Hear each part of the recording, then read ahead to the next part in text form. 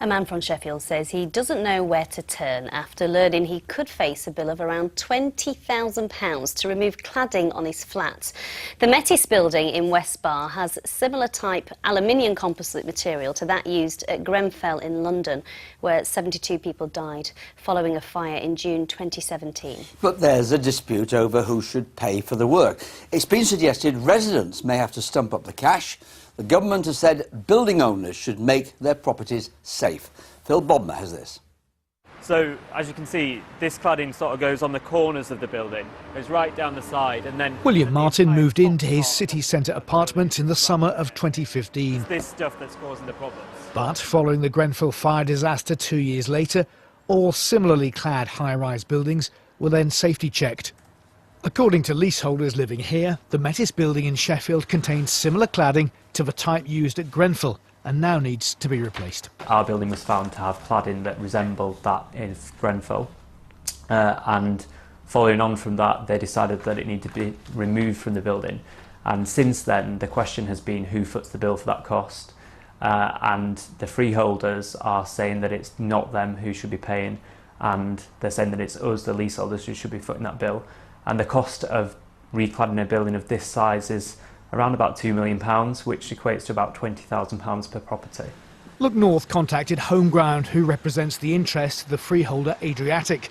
They told us they're not the immediate landlord, therefore not in control of safety or maintenance matters for the building. They referred us to a property management company called Fairways, who they say are responsible for ensuring the safety of residents and dealing with any remedial works relating to the cladding. Fairways told us they are working with leaseholders to resolve the situation and are awaiting further legal clarification. Homeground added it's working with all stakeholders to ensure those responsible for the cladding pay for it to be replaced. According to the latest government figures, there are more than 250 private sector buildings in the UK with what's known as Type 3 ACM cladding, similar to that used in Grenfell. Of those, 170 are private sector residential buildings, like the Metis building here in central Sheffield. The fire authorities served enforcement notices on the Metis building in October 2017, which now means it has to have regular fire patrols. For residents like William, though, their property owning dreams lie in tatters. I genuinely now feel like I'm trapped in a prison. I come home and I think, oh well, I can't get rid of this. I can't move on when I want to move on. What am I going to do? So yeah, that's the roller coaster of emotions that have happened in the last 4 years for me. William Martin ending that report by Phil Bodmer. Well, let's put it into a wider context now. Susan Bright is a law professor at Oxford University.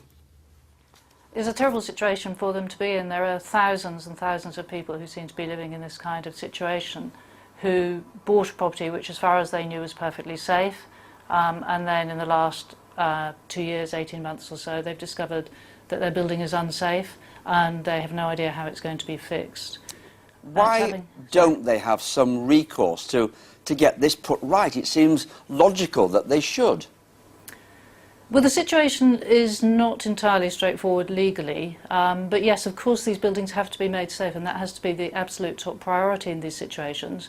But the question is, how do you get that to happen? So people have been trying to work at a number of different possible routes to that. One is to get developers who put up the building in the first place to agree to sort it out, but that isn't always straightforward, although it has happened in some situations.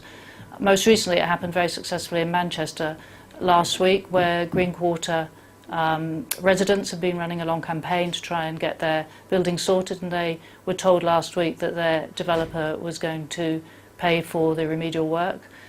But often there isn't a developer on the scene anymore who can help out in that kind of way, and then you're left with a situation of a building that's owned by potentially a freeholder who is absent, sometimes an overseas freeholder, and the people who are living in the flats. And it's very difficult to work out exactly how these buildings are going to be repaired. So doesn't it go round, doesn't the circle there go round to the government again? Shouldn't the government in some shape or form offer compensation or at least put the problem right? So I think that the only solution here is for the government to be more proactive in this space. I mean, there are two essential issues that have to be solved. One is to make the buildings actually safe for the people who are living in them, and that has to be an absolute top priority. And then the question is who has to pay for it. But the very first question is, how do you get the building safe? You can't do it without some injection of money, because these works are quite expensive to carry out, and they also require there to be a lot of technical knowledge and technical expertise. And I think that the only way out is for the government to make funding available in this situation. And the reality is, I'm afraid, it looks as though that won't happen, certainly in the current situation.